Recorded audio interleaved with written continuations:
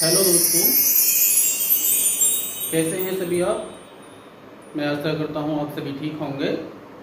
देखिए, आज हम स्टार्ट करते हैं मैथमेटिक्स क्लास डीएलएड या बीटीसी का, जो फर्स्ट सेमेस्टर के एग्ज़ाम होने वाले हैं। किस प्रकार से स्टूडेंट तैयारी करें जिससे कि उनके अच्छे से अच्छे मार्क्स आएँ। ठीक है, तो ये आप हमारी क्लास है, अच्छे से समझें। यदि किसी को कोई डाउट हो तो वो कमेंट बॉक्स में जरूर बताएं। ठीक है, देखिए तो फर्स्ट क्लास है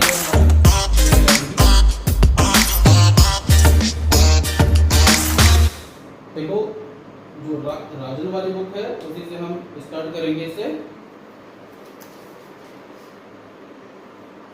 देखो, स्टार्टिंग में जो ऑब्जेक्टिव विकल्प आते हैं उनमें किस प्रकार से आते हैं, सबसे पहले वो आपको तैयार करना है। 6 मार्क्स के आते हैं जो बहुत ही इजी होते हैं। जैसे फर्स्ट दे रखा है 28 की पूर्ववर्ती प्राकृतिक संख्या। 28 की पूर्ववर्ती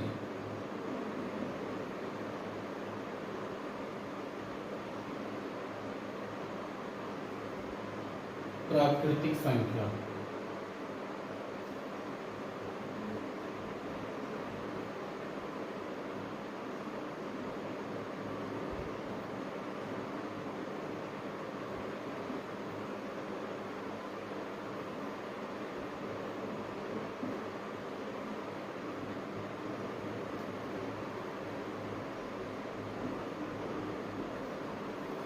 तो देखिए कौन सी है। देखो, पूर्ववर्ती बोला है तो पूर्ववर्ती का मतलब है पहले वाली संख्या। तो संख्या कौन सी है? 28। 28 की पूर्ववर्ती संख्या, तो 28 से पहले वाला नंबर कौन सा होगा? एक नंबर पहला, तो 27 होगा। कौन सा होगा? 27।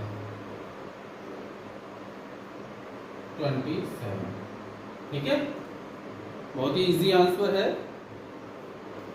अभी यहाँ पे पूर्ववर्ती बोला है, कभी कभी अनुवर्ती भी पूछ लेता है। अनुवर्ती, तो अनुवर्ती क्या होता है? बाद वाली संख्या को बोलते हैं। जैसे बोले अभी यही बोलते हैं दूसरा सेकंड में 28 की अनुवर्ती प्राकृतिक संख्या क्या है? 28 की अनुवर्ती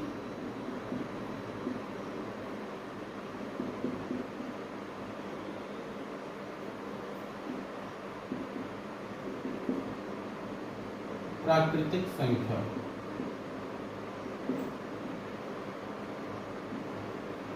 बताइए क्या होगी, सभी बताइए कमेंट बॉक्स में कमेंट कीजिए क्या होगी। 28 की अनुवर्ती होगी इससे एक आगे वाली संख्या 29 या 29। ठीक है, ये यहाँ पे आंसर है और यहाँ पे है आंसर।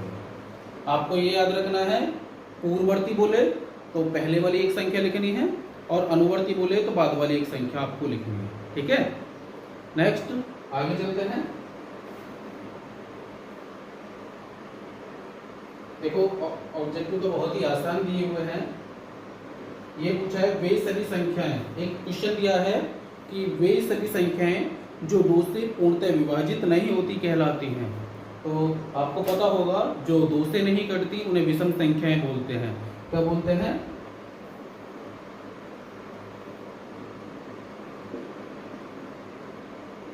वे संख्याएं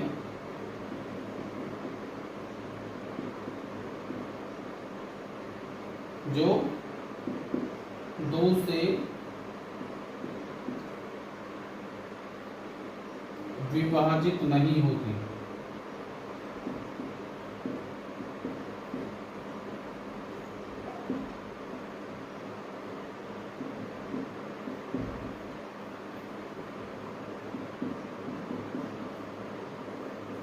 तो वो कौन सी संख्या कहलाती हैं? उन्हें बोलते हैं विषम संख्याएं। ठीक है ना, विषम संख्याएं आंसर है इसका।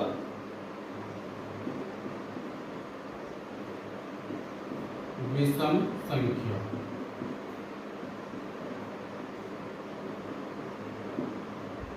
ये आंसर। ठीक है, वे संख्याएं जो 2 से विभाजित नहीं होती या 2 से नहीं कटेंगी तो वो कौन सी संख्याएं कहलाएंगी? विषम संख्याएं कहलाएंगी। जैसे एग्जाम्पल में 3 होता है, 3, 5, 7, 9, 11, 13 डॉट डॉट डॉट, जिनमें 2 से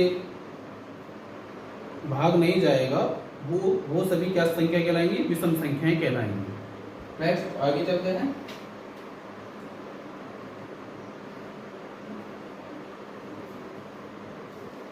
देखिए, एक अभाज्य संख्या और बोला है कि अभाज्य संख्या क्या होती है, प्राइम नंबर किसे बोलते हैं? अभाज्य संख्या।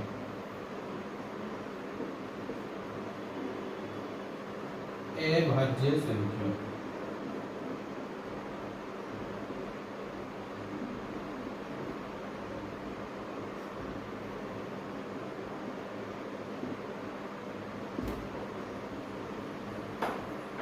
अभाज्य संख्या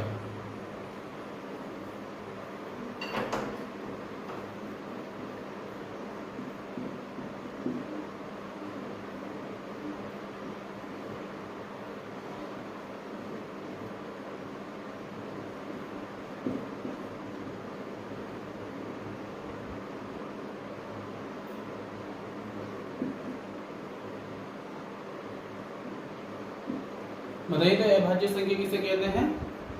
अभाज्य संख्या उस संख्या को कहते हैं जो या तो 1 से कटे या अपने आप से कटे, जिसका कोई तीसरा फैक्टर ना हो या जिसका कोई तीसरा गुणनखंड ना हो, उस संख्या को अभाज्य संख्या कहते हैं। जैसे सबसे छोटी जो अभाज्य संख्या होती है वो आपको लर्न रखनी है कि वो होती है सबसे छोटी अभाज्य संख्या 2।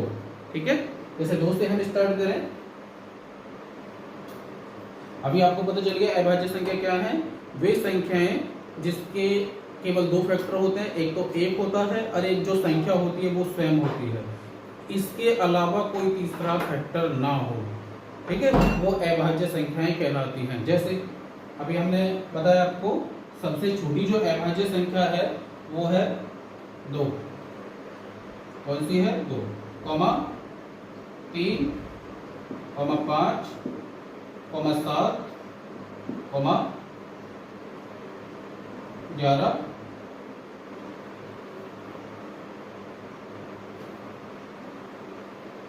11। अब देखते हैं, जैसे भी हमने 2 लिखा, 2 अभाज्य संख्या क्यों है ये जानकारी होनी चाहिए। 2 अभाज्य संख्या क्यों है? क्योंकि 2 का जो फैक्टर है, देखते हैं, एक तो 1 है और एक स्वयं 2 है। ये तो है,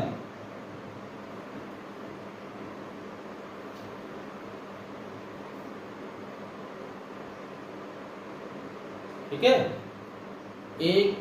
2 के फैक्टर कौन कौन से हैं? एक तो 1 है और एक स्वयं 2 है, तीसरा कोई फैक्टर नहीं है।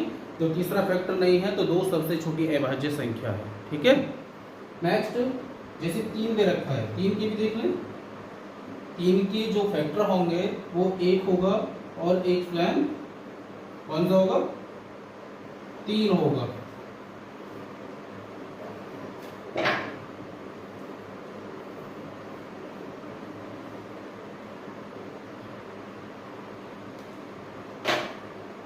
एक 3 होगा। ठीक है, ऐसे ही 5 का, यदि 5 का देखें तो एक फैक्टर 1 और एक 5, इसके अतिरिक्त कोई तीसरा फैक्टर नहीं है।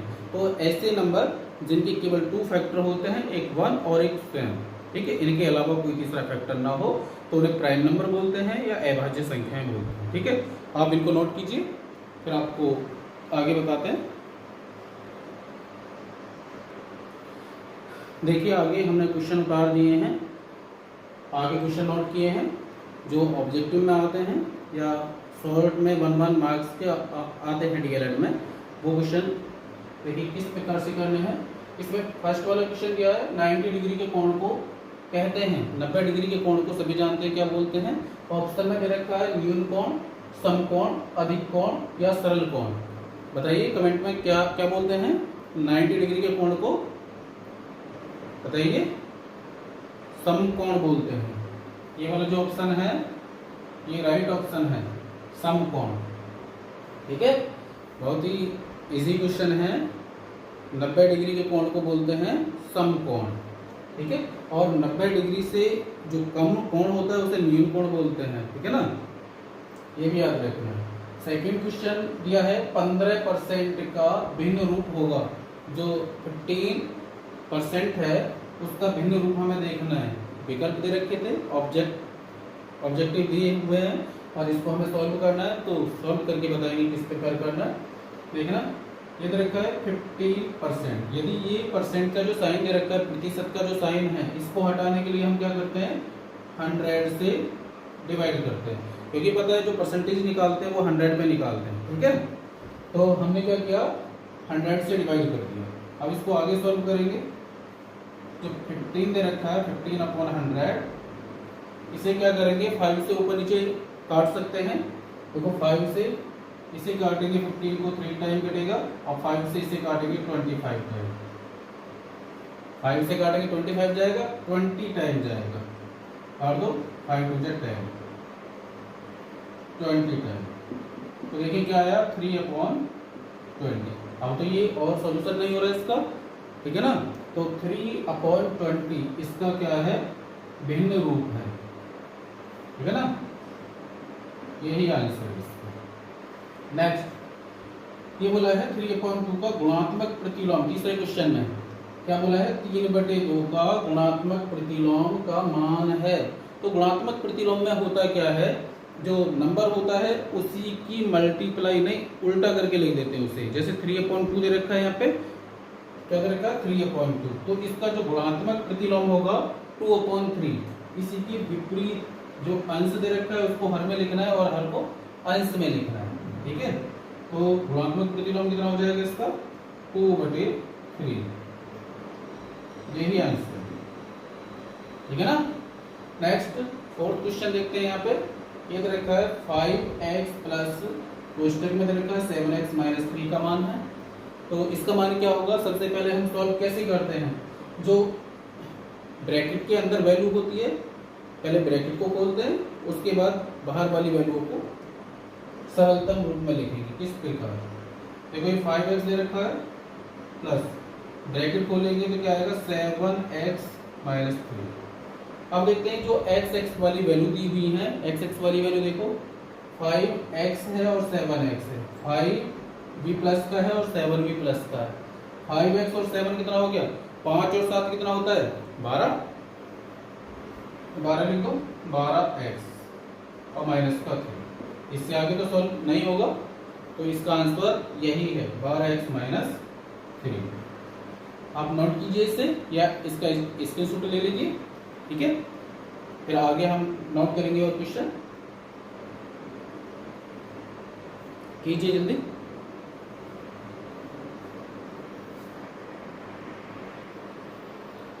देखिए आगे क्वेश्चन नोट कर दिए हमने बोर्ड पे। आगे वाला क्वेश्चन दिया हुआ है, अभी हमने प्राइम नंबर के बारे में आपको बताया था कि प्राइम नंबर क्या होते हैं, वो नंबर जो स्वयं से कटे या एक से कटे, जिसका कोई तीसरा फैक्टर ना हो, वो अभाज्य संख्या कहलाते हैं, प्राइम नंबर कहलाते हैं। जैसे ऊपर वाला क्वेश्चन दिया है 80 और 90 के बीच अभाज्य संख्या है, कौन कौन सी अभाज्य संख्या है, ऑप्शन दिए हुए हैं, इनमें से हमें देखना है, जो विकल्पों में दिए हुए हैं कौन सी इनमें से है। तो कैसे देखेंगे, 80 और 90 के बीच में देखना है। पहले ऑप्शन में दिया है 81 और 83, क्या दिया हुआ, 81 और 83। सबसे पहले हम 81 को ही देखते हैं, 81 को। 81 का फैक्टर, एक तो 81 हो गया, एक 1 हो गया, दो तो हो गए। तीसरा देखें तो 81 9 से भी कट रहा है ना 9 से, तो तीसरा फैक्टर हो गया, तो ये अभाज्य संख्या तो नहीं है, तो पहला वाला ऑप्शन तो हो गया गलत, ये तो है नहीं, आगे वाला देखना ही नहीं है। ऐसे इसको देखेंगे 83 और 87, 83 और 87 को। यदि 83 को देखें तो 83 कितने से कटता है, 1 से कटता है और 83 से कटता है, इसका और कोई तीसरा फैक्टर नहीं है, तो ये तो अभाज्य संख्या है। अब आगे चलते हैं, जो 87 इसके साथ में दिया हुआ है, क्या वो भी अभाज्य संख्या है, कैसे चेक करेंगे। 87 को देखो कितने से कट रहा है, एक तो 87 से कटेगा, एक 1 से कटेगा, दो फैक्टर तो हैं, दो फैक्टर सभी के होते हैं, जो अभाज्य संख्याएं होती हैं सभी के दो फैक्टर होते ही हैं। तीसरा फैक्टर देखें क्या 3 से कट रहा है, देखो 3 से काट के देखें 3 दूनी 6, 3 नाम 27 कट रहा है, 29 बार कट रहा है 29 टाइम। तो तीसरा फैक्टर हो रहा है, तो ये वाला भी प्राइम नंबर या अभाज्य संख्या नहीं है। ठीक है, ऐसे ही इसको देखें, तीसरे वाले ऑप्शन को 81 दे रखा और 89 दे रखा है। 81 और 89, अभी हमने 81 का फैक्टर किया था। यहाँ पे जो फर्स्ट ऑप्शन दे रखा है उसमें 81 के 3 फैक्टर हो रहे थे। ठीक है, या 3 से ज्यादा हो रहे थे, तो ये भी अभाज्य संख्या के अंतर्गत नहीं आएगा। अब देखते हैं लास्ट ऑप्शन, 83 दे रखा है और 89 दे रखा है। 83 और 89, अभी हमने देखा था 83 तो प्राइम नंबर था, अभाज्य संख्या थी। ऐसे ही इसको देखना है 89 को। 89 क्या कोई से नंबर से और कट रहा है? एक तो 89 से कटेगा और एक 1 से कटेगा, इसके अलावा कोई और इसका फैक्टर हो रहा है? देखो करके, नहीं हो रहा, नहीं हो रहा। अब वैसे भी हमने 3 देख लिए ऑप्शन, तीनों में से एक संख्या के 2 से ज्यादा फैक्टर थे, तो सीधी सी बात है ये लास्ट ऑप्शन हमारे पास बच रहा है, तो ये ही ऑप्शन होगा। 80 और 90 के बीच में जो अभाज्य संख्याएं होंगी वो होंगी 83 और 89। ठीक है, ये वाला ऑप्शन हमारा ठीक है, ये वाला। अब आगे वाला क्वेश्चन देखते हैं, क्या दे रखा है? निम्नांकित में से 5 से विभाज्य संख्या है। आप सभी को पता होना चाहिए कि 5 से विभाज्य संख्याएं कौन सी होती हैं, पता है ना? 5 से विभाज्य कौन सी संख्याएं होती हैं बताइए? वे संख्याएं होती हैं जिनके लास्ट में, अंत में 5 आए या 0 आए। ठीक है, क्या है? 5 आए या 0 आए, वे संख्याएं 5 से विभाज्य होंगी। जैसे अभी देख लो, इसी में ऑप्शन देख लेते हैं। यहाँ पे 3 दे रखा है तो 5 से विभाज्य नहीं होगा, 8 दे रखा है, 8 दे रखा है तो 5 से विभाज्य नहीं होगा, और 1 दे रखा है तो 5 से विभाज्य नहीं होगा। लास्ट ऑप्शन देखते हैं, देखो यहाँ पे दे रखा है 5 दे रखा है ना। तो अभी मैंने बताया आपको कि वे संख्याएं जिनके लास्ट में या तो 0 हो या 5 आ रहा हो, तो वो संख्याएं किससे विभाजित होंगी? 5 से विभाजित होंगी। ठीक है, ये नॉर्मल सी बात है, पता होना चाहिए आप सभी को। तो इसका ऑप्शन चौथा वाला सही है। ठीक है ना, पता चल गया 5 से विभाज्य संख्याएं कौन सी होती हैं? वे संख्याएं जिनके लास्ट में 0 हो और 5 हो, केवल वे ही संख्या 5 से विभाज्य होंगी। आगे वाला देखते हैं, आगे 7 वाला क्वेश्चन। 7 वाले क्वेश्चन में क्या दिया है? ये दे रखा है 8/9 प्लस कोष्टक के अंदर दे रखा है -4/9। इसका मान देखना है, डायरेक्ट तो नहीं करेंगे, सॉल्व करके देखेंगे। इधर साइड में क्या दे रखा है? 8/9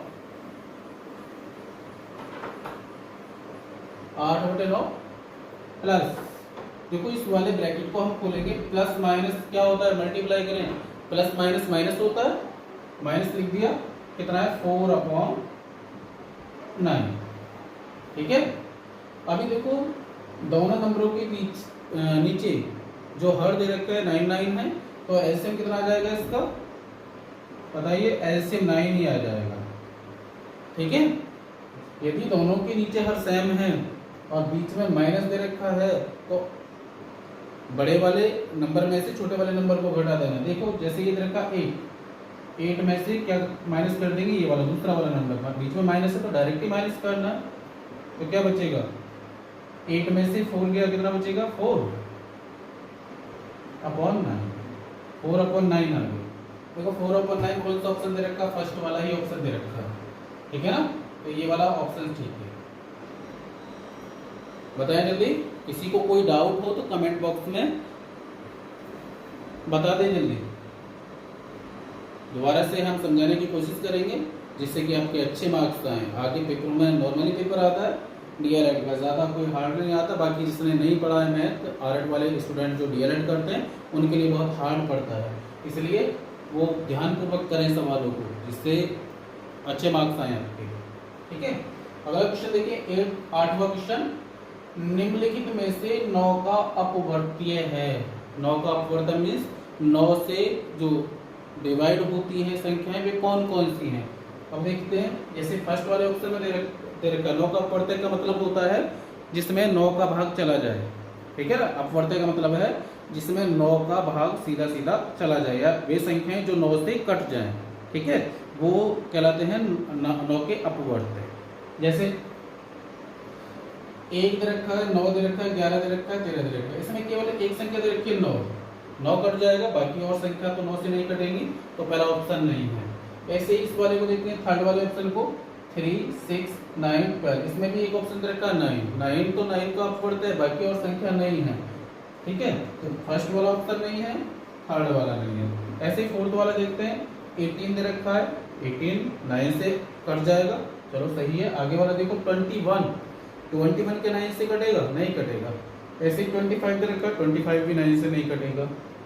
30 दे रखा है, 30 भी 9 से नहीं कटेगा, तो ये वाला ऑप्शन भी नहीं है।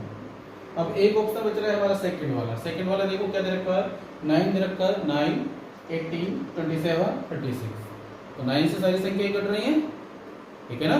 देखो 9 से 9 कट रहा है, 9 से 18 भी कट रहा है, 9 से 27 भी कट रहा है, और 36 भी कट रहा है। तो ये सभी जो नंबर है वो 9 के क्या है, अपवर्त्य हैं, तो इसका सेकंड आंसर है ये वाला। ठीक है, 9 वाला क्वेश्चन देखिए,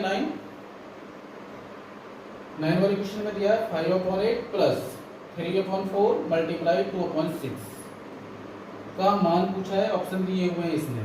तो ऑप्शन कब लगाएंगे, पहले सॉल्व करना आना चाहिए हमें, जब सॉल्व करेंगे उसके बाद ही ऑप्शन में देखेंगे। जैसे क्या दिया हुआ है, 5/8 प्लस दे रखा है 3/4 मल्टीप्लाई 2/6, ठीक है, ये दे रखा है। तो सबसे पहले आपको बोर्ड मास वाला नियम पता होगा, बोर्ड मास में किसको सबसे पहले करेंगे। अब यहाँ पे प्लस और मल्टीप्लाई दे रखा है, तो मल्टीप्लाई वाले को सबसे पहले हम सॉल्व करेंगे। किस प्रकार करेंगे, देखो इसी को सॉल्व कर लें, या तो इसकी मल्टीप्लाई कर दो इसी में डायरेक्ट,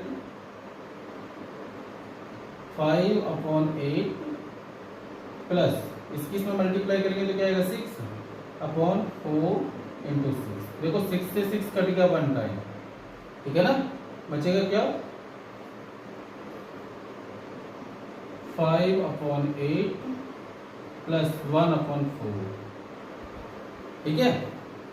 अभी क्या करना है, देखो एक के नीचे दे रखा है 8 और दूसरे के नीचे दे रखा है 4, तो 4 और 8 का एलसीएम कितना आएगा, 4 और 8 का एलसीएम कितना आएगा, 8 आएगा।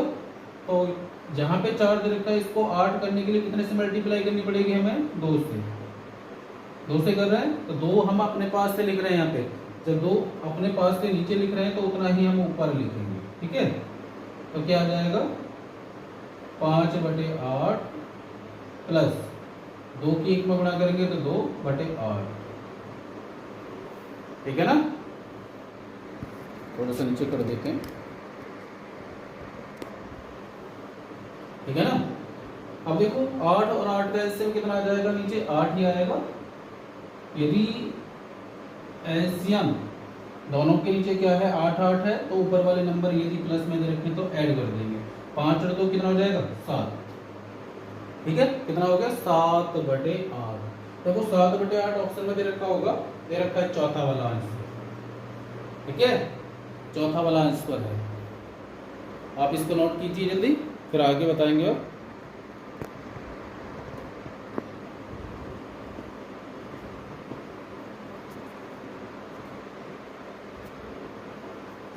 जल्दी करिए, इसकी शॉट ले लीजिए, फिर आगे बताते हैं। देखिए भी आगे हम लोग क्वेश्चन बता रहे हैं, 10वां क्वेश्चन दे रखा है, दो संख्याओं का मैसेप है, मतलब HCF दे रखा है 45, कितना दे रखा है 45, तथा लेस है पे मतलब एलसीएम दे रखा है 500। तो उनमें से बोला है कि उनमें से एक संख्या दे रखी है 125, 125, कितनी दी हुई है, 125, ठीक है, 125 दे रखी है। तो क्या बोला है, दूसरी संख्या ज्ञात कीजिए। तो दूसरी संख्या हमें ज्ञात करनी है, तो सबसे पहले हमें एक फॉर्मूला याद रखना है कि कौन सा इसमें यूज करें। तो फॉर्मूला है मैसे गुणा लेसे, मैसे पे गुणा लेसे पे बराबर पहली संख्या गुणा दूसरी संख्या, ठीक है। लिख देता हूँ यहाँ पे। कौन सा यूज करना है हमें, में से गुणा लेस से बराबर पहली संख्या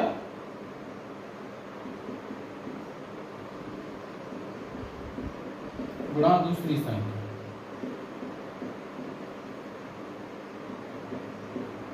ठीक है, ये वाला फॉर्मूला यूज करना है। तो में से देखिए कितना कर रखा है, आगे करते हैं 45 गुणा मल्टीप्लाई कर रखा है लेस में 500 बराबर पहली संख्या है 125, दूसरी संख्या मान लेते हैं p, ये हमें ज्ञात करनी है सेकंड वाली। तो देखते हैं कैसे कैसे ज्ञात करेंगे। 125 से कितने टाइम कैंसिल हो रहा है, 4 टाइम, इसको 4 टाइम कैंसिल कर देते हैं। 45 की मल्टीप्लाई 4 में करेंगे तो क्या आ जाएगा 180, 180 बराबर आ गया। तो जो दूसरी संख्या होगी वो होगी हमारी 180। ठीक है, दूसरी संख्या क्या होगी हमारी 180। ठीक है ना। नेक्स्ट अगला क्वेश्चन देखें कि बोला किसी कक्षा में 30 बच्चों में से 80% बच्चे उत्तीर्ण हैं। कक्षा में टोटल छात्र कितने हैं 30, उनमें से 80% छात्र क्या है उत्तीर्ण हैं। तो बोला है कक्षा में कितने छात्र या कितने बच्चे उत्तीर्ण हैं ये पूछा है। तो हमें क्या करना है, डायरेक्टली 30 का 80% निकालना है। 80%, तो जो 80% निकालते हैं कितने पे निकालते हैं, परसेंट मैंने पहले बताया था कितने पे निकालते हैं, 100 पे निकालते हैं। ठीक है, करें, ये 0 से 0 कैंसिल हो गया, बचेगा क्या 8 किए 24। ये ऑब्जेक्टिव सवाल है हमारे एक एक नंबर में जो मिलते हैं। तो 24 छात्र क्या होंगे उत्तीर्ण होंगे। ठीक है, अब यदि ये पूछ लेता है कि अनुत्तीर्ण छात्रों की संख्या, तो 30 में से हम क्या घटा देते, 24 घटा देते, तो बचते कितने 6 छात्र हमारे क्या हुए, फेल हुए या अनुत्तीर्ण हुए। ठीक है, नेक्स्ट देखो क्या दे रखा है 12, 24, 36 का में से पे निकालना है। में से, तो में से क्या होता है बताइए, HCF बोलते हैं हाईएस्ट कॉमन फैक्टर। इनके सभी के हमें फैक्टर करने हैं, जो तीनों नंबर हैं उनके फैक्टर करने हैं, और जो सबसे बड़ी कॉमन संख्या तीनों में मिल रही है वही क्या है में से पे है। जैसे क्या देखें 12 दे रखा है, 12 के फैक्टर क्या है, 12 के फैक्टर 2 से करेंगे 6, 2 से करेंगे 3 और 3 से करेंगे 1। ठीक है, ऐसे ही हमें 24 के देखने हैं, 24 के भी कर लेते हैं इधर। 24 के करेंगे 2 से 12, 2 से 6, 2 से 3 और 3 से 1। ऐसे ही हमें करने हैं 36 के। 36 के करेंगे तो क्या आएगा, 2 से करेंगे 18, 2 से करेंगे 9, 3 से करेंगे 3 और 3 से करेंगे 1। ठीक है, अभी देखो कॉमन क्या क्या है, क्या कॉमन आ रहा है, इसमें 2 के 2 दे रखे हैं। ठीक है, इसमें भी 2 के 2 हैं, इसमें भी 2 के 2 हैं। तो तीनों में 2 के 2 जोड़े बन रहे हैं। ठीक है, तीनों में 2 के कितने नंबर है, 2 हैं, तो पहले इसी को लिख लेते हैं 2 गुणा 2। ठीक है, उसके बाद देखो इसमें 3 है, इसमें भी 3 है और इसमें भी 3 है ना 3। तो 3 भी तीनों में से कॉमन है, तो 3 से भी मल्टीप्लाई कर देंगे यहाँ पे।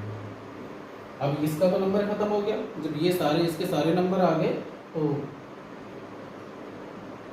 और बाकी 2 में कोई नंबर और इसके जैसा नहीं है, क्योंकि 2 गुणा 3 है। हाईएस्ट कॉमन फैक्टर तो यही आएगा, यही तो कॉमन नंबर आ सकते हैं, इससे ज़्यादा तो आएंगे नहीं, क्योंकि इसमें और कोई है ही नहीं नंबर। तो यही की मल्टीप्लाई कर दो, कितना आ गया 12। तो में से पे जो आया वो आ गया हमारा 12। ठीक है ना। या इसका एक और तरीका है में से पे निकालने का, वो तरीका भी आपको बता देते हैं ना। जो 3 नंबर हैं, जो छोटा वाला नंबर है उसका डिवाइड करेंगे हम किसमें, बड़े वाले नंबर में। कोई से में भी करके देख लो, जैसे इसमें करके देखना है 24, तो 12 का 24 में 2 टाइम जा रहा है, तो सीधे सीधा सा दिख रहा है कि 12 का टेबल 24 में जा रहा है ना। तो 12 और 24 का में से कितना हो गया, 12 हो गया। 12 और 24 का में से क्या हुआ हमारा, 12। अब 12 का हमें जो लास्ट नंबर बच रहा है उसमें और करके देख लेते हैं क्या उसमें जा रहा है नहीं जा रहा। देखो 12 का हम 36 में और करके देखेंगे तो जा रहा है 3 टाइम, तो इसमें भी जा रहा है। तो इससे हमें ये पता चल रहा है कि 12 तीनों नंबरों में कॉमन नंबर है, ठीक है, और हाईएस्ट कॉमन नंबर भी है। इससे ज़्यादा कोई कॉमन नहीं आएगा क्योंकि सबसे छोटा नंबर 12 है, तो 12 सभी में कॉमन आ रहा है, तो में से क्या हो गया इसका 12, ठीक है। देखिए 13 वाला क्वेश्चन, तो इसका में से आ गया हमारा 12 या 12।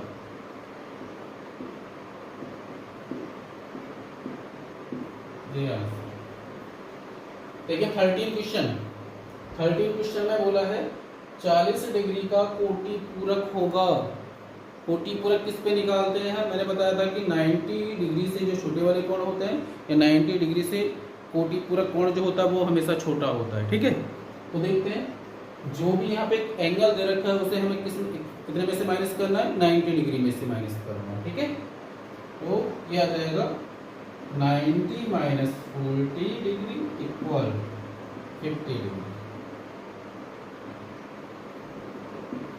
तो 40 का जो कोटि पूरक कोण होता है वो होता है 50 डिग्री या 50 डिग्री, ठीक है ना।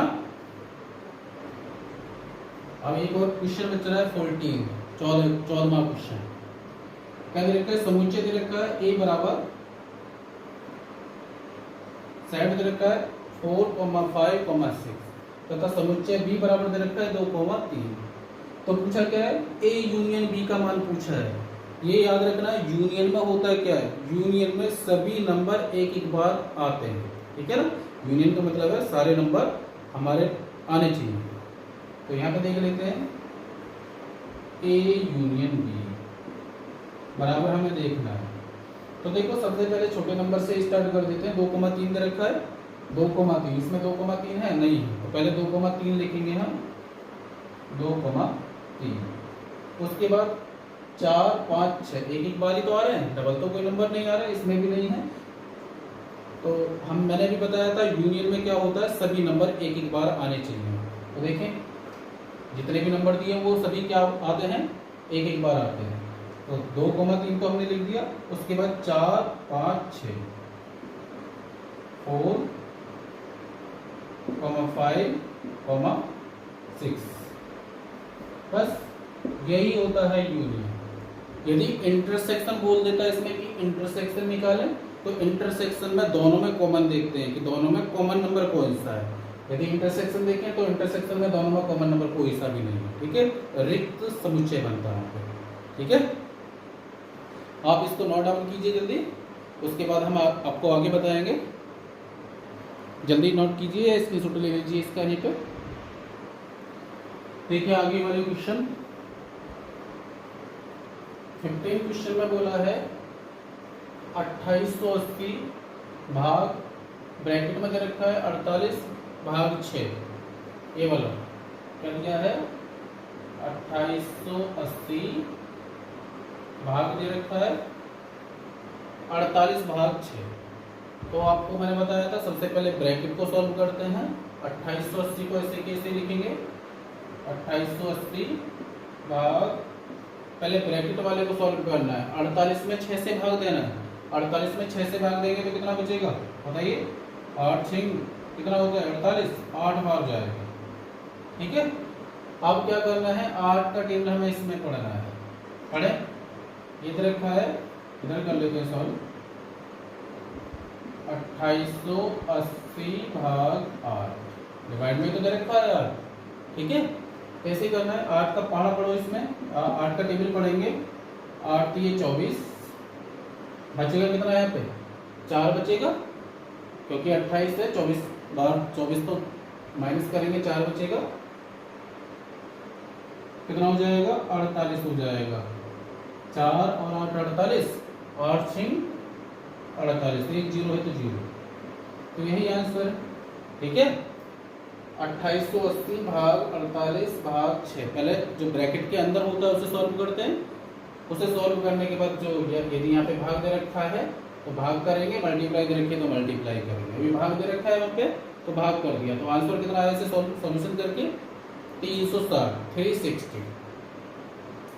नेक्स्ट देखते हैं आगे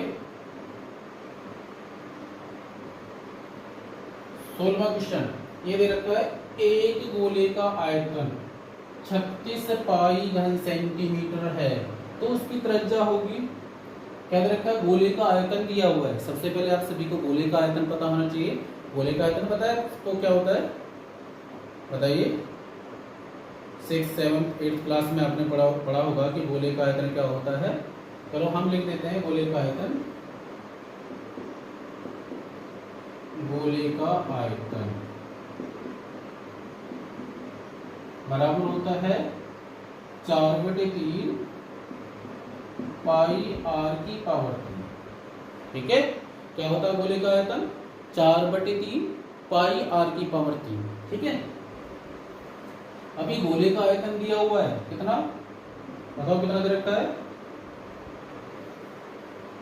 गोले का आयतन दिया हुआ है 36 पाई बराबर, फॉर्मूला क्या होता है गोले का आयतन का? 4/3 पाई r की पावर 3।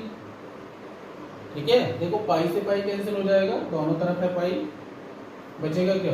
इस पाई को पाई से कैंसिल कर देते हैं, बचेगा 36 बराबर 4/3 इंटू r की पावर 3।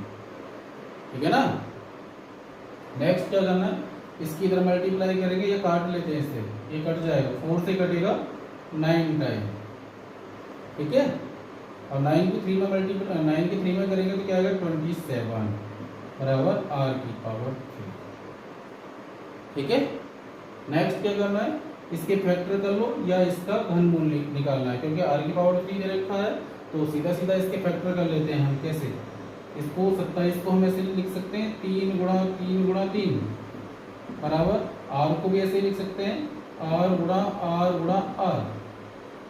लिख सकते हैं ना। अभी देखो r 3 बार है और 3 3 बार है, तो इससे हमें पता चल रहा है कि r का मान कितना है 3।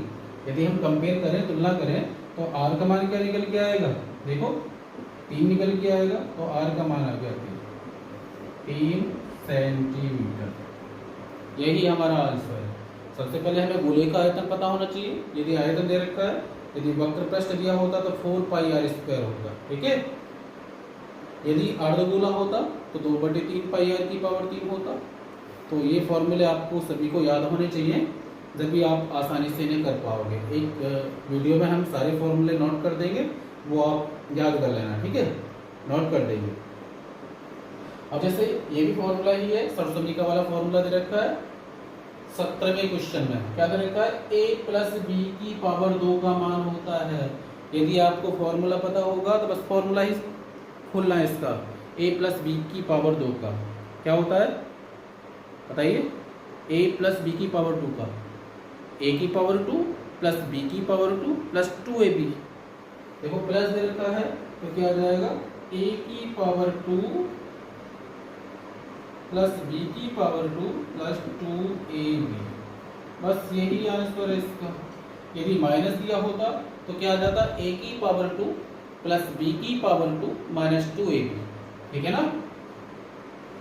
अब देखिए नीचे एक और क्वेश्चन दिया हुआ है, 3 सही 9/11 तथा 1 सही 11/13 का योगफल होगा।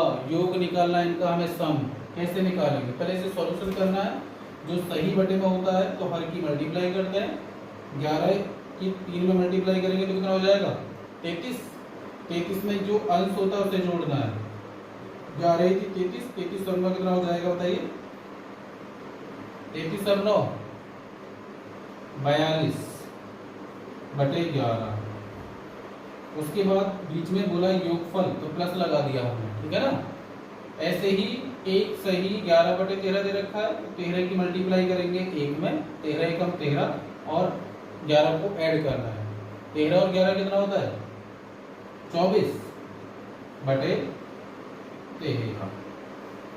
ठीक है, अब करना क्या है, इसका हमें योगफल निकालना है। तो योगफल कैसे निकालेंगे? 11 और 13 का सबसे पहले एलसीएम निकालेंगे। बताइए एलसीएम क्या आएगा? बताओ 11 और 13 का एलसीएम, 11 और 13 का एलसीएम 11 गुणा 13 ही आएगा। तो 13 की मल्टीप्लाई यहाँ पे करेंगे 42 गुणा 13 प्लस और 11 की मल्टीप्लाई करेंगे इधर 24 मल्टीप्लाई 11। ठीक है, इसकी कैलकुलेशन तो सभी कर सकते हैं, हम मल्टीप्लाई कर सकते हैं ना, कर लेते हैं। चलो 13 दूनी 26 का 6,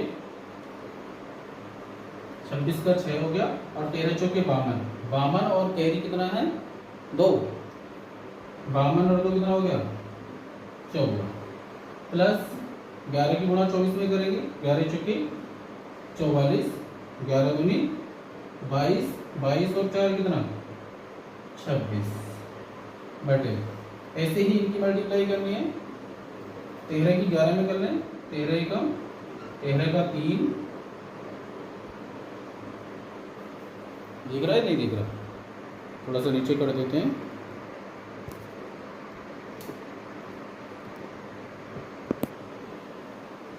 देखिए 13 की गुणा 11 में करेंगे तो 13 एकम 13 का 3, कैरी कितना है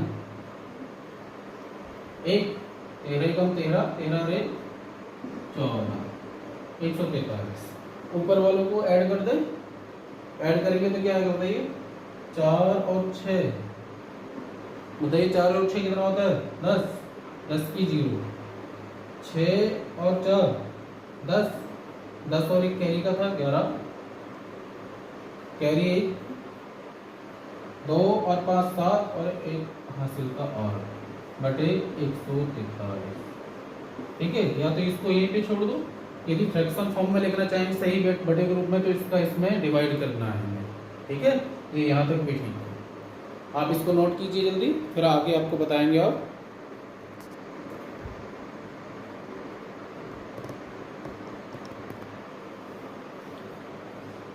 जल्दी नोट कीजिए।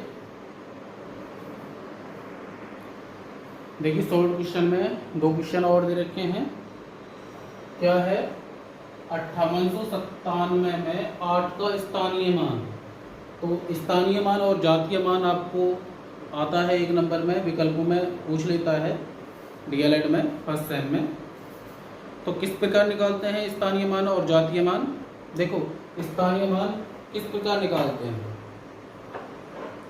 देखिए जैसे ये दे रखा है, इसमें 8 का स्थानीय मान पूछा है। तो सबसे पहले हम देखेंगे इकाई क्या दे रखा है, इकाई दहाई सैकड़ा वाले स्थान पे दे रखा 8 का मान ना, स्थानीय मान पूछा है। तो सबसे पहले हम 8 को ऐसे कैसे लिखेंगे, 8 को ऐसे कैसे लिखना है। उसके बाद अभी बोला इकाई दहाई 2 जीरो लगाएंगे, ठीक है ना। तो 8 का जो स्थानीय मान है वो है 800 यहाँ पे कंडीशन में, ठीक है ना। यदि यहाँ पे पूछ ले कि 5 का स्थानीय मान, तो 5 लिखेंगे। आगे कितने नंबर हैं, 3 नंबर हैं, तो 3 जीरो लगा देंगे। तो 5 का स्थानीय मान कितना हो गया 5000। ऐसे यदि 9 का स्थानीय मान पूछ ले तो क्या लिखेंगे, 9 का स्थानीय मान बताइए 9 और आगे 1 जीरो, क्योंकि दूसरे नंबर पे है। तो 9 का स्थानीय मान है 90 या 90, ठीक है प्रीत, ठीक है ना। हाँ आगे, अब जैसे इसमें पूछा है 7378 में 3 का स्थानीय मान, क्या पूछा है 7378 में 3 का स्थानीय मान। तो स्थानीय नहीं जातीय मान, सॉरी जातीय मान पूछा है। तो जातीय मान कैसे निकालते हैं, जातीय मान सेम वही नंबर लिख देते हैं जो पूछा होता है, ठीक है ना। जातीय मान में जैसे 3 का पूछा है तो 3 का जातीय मान 3 ही होगा, ठीक है ना। यदि पूछ ले कि 7 का जातीय मान, तो 7 का जातीय मान क्या होगा 7 ही होगा। 8 का जातीय मान पूछ ले तो 8 ही होगा, ठीक है। जातीय मान पूछे तो वही नंबर उतार देना है जो पूछे। स्थानीय मान में हमें वो देखना है कि जिस नंबर का स्थानीय मान पूछा वो कौन से स्थान पे आ रहा है, इकाई वाले पे आ रहा है, दहाई वाले पे आ रहा है, सैकड़ा वाले पे आ रहा है, 1000 वाले पे आ रहा है, 10,000 वाले पे आ रहा है। तो उसके बाद जितने भी नंबर होते हैं स्थानीय मान में वो उतनी हम जीरो लगा देते हैं, ठीक है, तो आज के लिए हम इतनी ही क्लास रखते हैं। आगे की जो शॉर्ट क्वेश्चन और हैं वो अगली क्लास में हम चलाएंगे। ठीक है, जो लॉन्ग क्वेश्चन है वो और अच्छे से पढ़ाने की कोशिश करेंगे। इतने आप इन सवालों की तैयारी कीजिए, ठीक है ना। मैं आशा करता हूँ कि आपको ये बहुत अच्छे से समझ में आए होंगे। यदि फिर भी किसी को समझ में ना आए हों तो कमेंट बॉक्स में टाइप करें। जो क्वेश्चन आपको समझ में नहीं आया है उसको मैं दोबारा से कोशिश करेंगे कि आपको अच्छे से समझ में आए और आपके अच्छे से मार्क्स आए, इससे कि आपकी बैक या फेल ना हो DL-ED फर्स्ट सेमेस्टर में, क्योंकि ज़्यादातर अच्छे नंबर आते हैं DL-ED में, ठीक है ना, और बहुत ही आसान सवाल आते हैं। देख लिया आपने, टॉपिक भी बहुत ईजी है, ठीक है ना। चलो आज के लिए बस इतना ही, धन्यवाद।